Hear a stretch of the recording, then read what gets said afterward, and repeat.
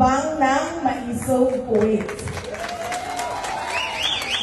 Maraming salamat sa inyo dahil tinulungan ninyo ang mga counterparts ninyo sa Office of the Vice President para mabuo itong pagtitipon para sa ating mga kababayan. And syempre, sa inyo nang galing ang sulat, imbitasyon para sa araw na ito. Maraming salamat.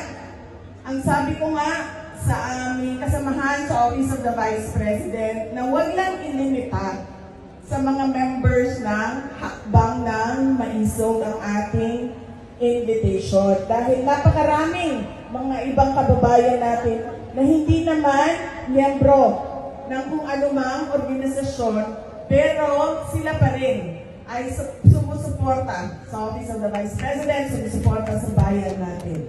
Kaya maraming salamat. Thank you. So, ang